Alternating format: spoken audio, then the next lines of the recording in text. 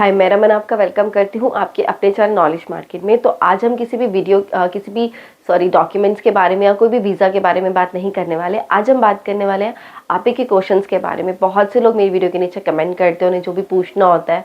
तो वैसे तो हम लोग सबका कमेंट करते हैं, बट कई बार हम लोग कमेंट नहीं कर पाते हैं। तो उसके लिए आप सबको पता है कि मैं हमेशा एक सेपरेट वीडियो ज़रूर बनाती हूँ कि अगर उस टाइम आपके क्वेश्चन का आंसर नहीं दे पाए तो उस वीडियो में जो भी मैं वीडियो बनाती हूँ उसमें आंसर देने की पूरा ट्राई करती हूँ। बट फिर भी अगर आज की वीडियो में भी आपका क्वेश्चन नहीं आता है तो भी आप मुझे इसके नीचे कमेंट ज़रूर करते हैं। और जिन्होंने मेरे चैनल को अभी तक सब्सक्राइब नहीं किया वो जल्दी से कर दीजिए। चलिए वीडियो स्टार्ट करते हैं।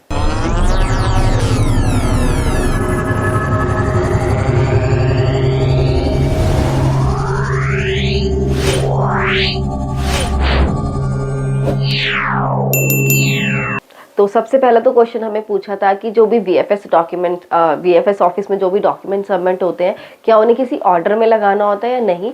तो ऐसा बिल्कुल नहीं है, आपको वो डॉक्यूमेंट्स कोई भी ऑर्डर में नहीं लगाने होते हैं। आपकी चाहे आपकी क्वालिफिकेशन के डॉक्यूमेंट्स है, आपके सर्टिफिकेट्स है, आपके एक्सपीरियंस के सर्टिफिकेट्स है, आपकी जो वीज़ा की फ़ीस होती है उसकी जो स्लिप होती है, ये सारे आपको बस एक फ़ाइल में अच्छे से लगा के वीएफएस ऑफिस सबमिट करने। ऐसा नहीं है कि आपको ऑर्डर मतलब लगाना है कि पहले आपने स्लिप लगाई है उसके बाद आप कुछ सर्टिफिकेट लगा रहे हो, फिर एक्सपीरियंस सर्टिफिकेट लगा रहे हो।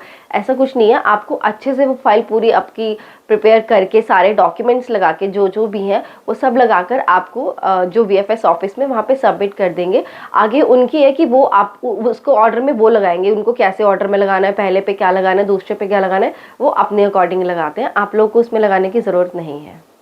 सेकंड क्वेश्चन है कि जब भी हम कोई वीज़ा के लिए अप्लाई करते हैं उसके जो भी डॉक्यूमेंट्स होते हैं वो जो वीएफएस ऑफिस जब हम जाते हैं वो लोग खुद डिमांड करते हैं, हमें खुद बोलते हैं लाने के लिए या नहीं। तो ऐसा बिल्कुल नहीं है, वो आपसे कोई भी डॉक्यूमेंट्स नहीं मांगते हैं। आपको ये जो डॉक्यूमेंट्स है, आप क्रोएशिया जा रहे हैं, किसी भी कंट्री में जा रहे हैं ना, आप जो उनसे भी वीज़ा को अप्लाई कर रहे हैं ना, उस वीज़ा के जो डॉक्यूमेंट्स है ना उनकी खुद की साइट पे होंगे। जैसे आप क्रोएशिया जाते हैं, क्रोएशिया के लिए आप जब अपना वीज़ा अप्लाई करते हैं तो आपकी क्रोएशिया की जो खुद की साइट है ना, वहाँ पे सारे डॉक्यूमेंट्स मेंशन होंगे कि आपको कौन से वीज़ा के लिए कौन से डॉक्यूमेंट्स कैरी करने हैं। बाकी आप सबको ही पता है कि इतनी वीडियोस आती हैं, आप चाहे तो मेरी वीडियोस भी देख सकते हैं, उस पर भी मैंने बताया है कि क्रोएशिया के कौन से वीज़ा के लिए कौन से डॉक्यूमेंट्स चाहिए। अब मैं उसका लिंक भी डिस्क्रिप्शन में दे दूँगी, आप वहाँ भी देख सकते हो, गूगल पे जाके भी सर्च कर सकते हो। तो ये आपको वो लोग डिमांड नहीं करेंगे कि आप ये डॉक्यूमेंट्स लाओ, ये आपको खुद से ही डॉक्यूमेंट सारे रखने हैं उनकी साइट पे चेक करके। उसके बाद आप उसको पूरी फाइल बनाकर देन आप उसको वहाँ पे सबमिट कराएंगे वीएफएस ऑफिस।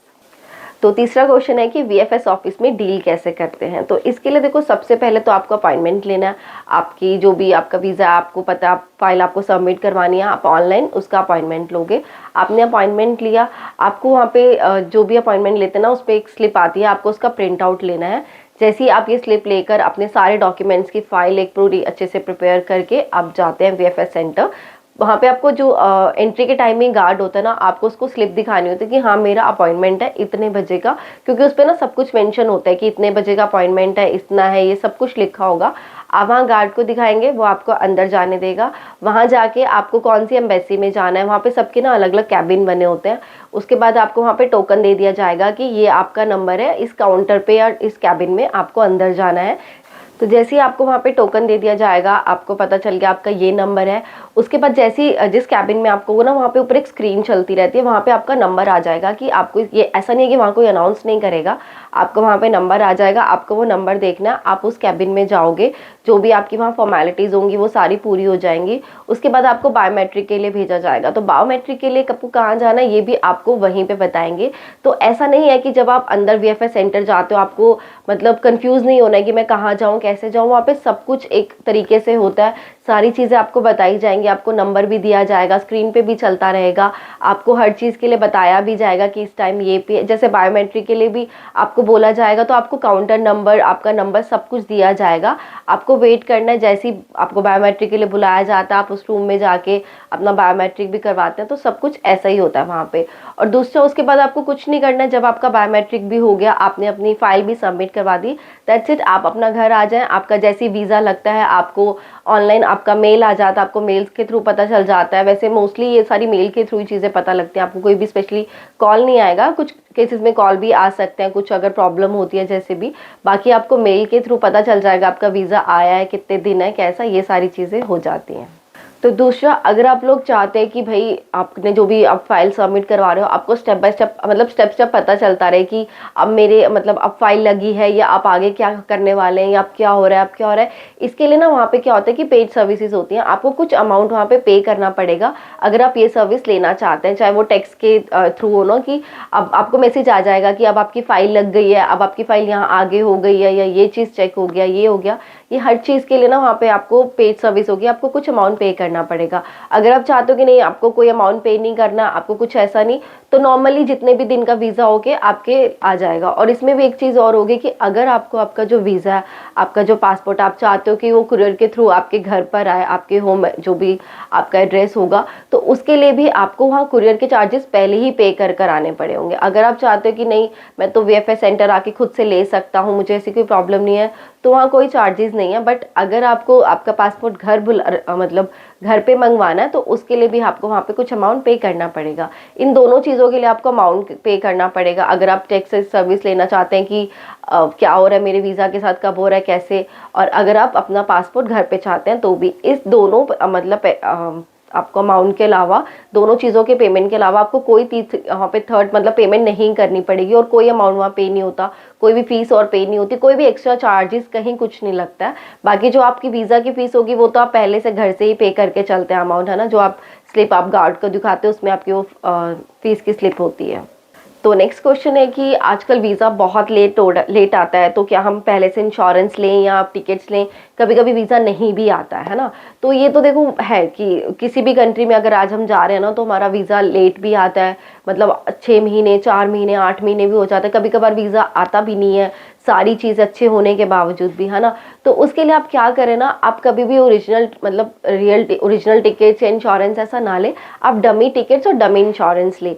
जैसे ही आपका वीज़ा आ जाता है आप ये जो भी डमी टिकट्स और इंश्योरेंस है उसको आप अपना ओरिजिनल कर ले लीजिए, लेकिन पहले ही आप ओरिजिनल ना ले, क्योंकि अगर आपने पहली टिकट ले लिया आपका वीज़ा नहीं आता, कोई भी प्रॉब्लम आती है तो आपके तो गए पैसे ना। कुछ केसेस में रिफंड होता है वहाँ पे, बट कुछ में नहीं भी होता है ना, और इंश्योरेंस भी फिर आपकी ऐसी चली जाएगी। इसलिए पहले ये डमी टिकट्स ले और डमी इंश्योरेंस ले, जैसे ही आपका वीज़ा आ जाता है आप ओरिजिनल टिकट और ओरिजिनल आपके इंश्योरेंस ले सकते हैं। नेक्स्ट क्वेश्चन है कि जब हम अपनी किसी कंपनी में अप्लाई करते हैं तो हमें कैसे पता लगेगा कि हम सेलेक्ट हो चुके हैं कि नहीं, ऑफर लेटर आएगा कि नहीं। तो देखो ऑफर लेटर आता है, आप अगर सेलेक्ट हो गए हो, है ना, वहाँ पे, और अगर आपको ऑफर लेटर नहीं आया है तो आपको कोई मेल आ चुकी होगी कि आप सेलेक्ट हो गए हो, है ना। वैसे तो ऑफर लेटर आता ही यार, लेकिन उससे पहले आपको एक मेल आ चुकी होगी। और अगर फिर भी आपका ऑफर लेटर भी नहीं आया, मेल भी नहीं आया, आपको कोई मैसेज नहीं आया, तो एक बार आपने जिस भी कंपनी में अप्लाई किया ना, आपको वहाँ पे ज़रूर कॉन्टैक्ट करना चाहिए। आप उनको किसी मेल के थ्रू कॉन्टैक्ट कर लीजिए, या फिर आपके पास उनका कॉन्टैक्ट नंबर होगा जहाँ भी आपने अपना CV दिया होगा या इंटरव्यू दिया होगा, वहाँ कॉल कर सकते हैं ना। तो ये आपको कंपनी ही बताएगी एग्जैक्ट कि आपका ऑफर लेटर नहीं आया है, क्यों नहीं आया है, कहीं आप रिजेक्ट हो गए हो सकता है ना, या सेलेक्ट नहीं हुई, आपका CV नहीं अभी तक देखा हो वहाँ पे। तो ये सारी चीज़ें आपको आपकी कंपनी से ही पता चलेगा। तो नेक्स्ट क्वेश्चन है कि नवंबर में मैंने अपना जॉब के लिए अप्लाई किया था बट अभी तक ऑफर लेटर नहीं आया है। तो देखो अभी तक ऑफर लेटर नहीं आया है क्योंकि अभी दिसंबर ही चल रहा है, अभी हो सकता है जनवरी तक आ जाए। और वैसे भी आप सबको पता है फॉरेन कंट्रीज़ में क्रिसमस की और न्यू ईयर की छुट्टियां होती हैं, हॉलीडेज़ चलते हैं उनका ही टाइम, तो उनकी 21 या 20 से तो उनके हॉलीडेज स्टार्ट हो चुके होते हैं, और जो कि जनवरी फर्स्ट वीक तक रहते हैं। तो किसी भी कंपनी हो, वहाँ पे स्कूल हो, ये सारी जगह पे छुट्टियां होती हैं बाहर की कंट्रीज़ में, है ना। तो वैसे ही हो सकता है वहाँ कंपनी बंद हो, इसलिए उन्होंने अभी तक आपको नहीं बताया हो कि आपका ऑफर लेटर नहीं आया हो। बट बाकी फिर भी जैसे ही जनवरी फर्स्ट वीक निकलता है आप उन्हें एक बार मेल ज़रूर करें, क्या पता आपका CV देखा ना हो या फिर शायद आप सेलेक्ट ना हुए हो। और अगर सेलेक्ट हो गए हो तो जनवरी फर्स्ट वीक के बाद ही आपको वो लोग ऑफर लेटर भेज देंगे, या किसी मेल के थ्रू आपको कोई ना कोई जवाब मिल जाएगा। अगर नहीं मिलता है तो जिस भी मेल ID पे आपने अपना CV भेजा हो उस पर एक बार दोबारा भेज दीजिए, और दोबारा उन्हें मेल कर दीजिए और कांटेक्ट कर लीजिए कंपनी वाले से। तो बस ये थी छोटी सी वीडियो जिसमें आप ही के क्वेश्चंस के मैंने आंसर दिए हैं। बाकी फिर भी किसी का क्वेश्चन अगर मिस हो गया और मैंने आंसर नहीं दिया तो आप उसके लिए मुझे दोबारा कमेंट कर सकते हैं, मैं उसका जवाब ज़रूर दूंगी। और नहीं दे पाई तो उसके लिए भी एक सेपरेट वीडियो आप लोग के साथ ज़रूर शेयर करूँगी।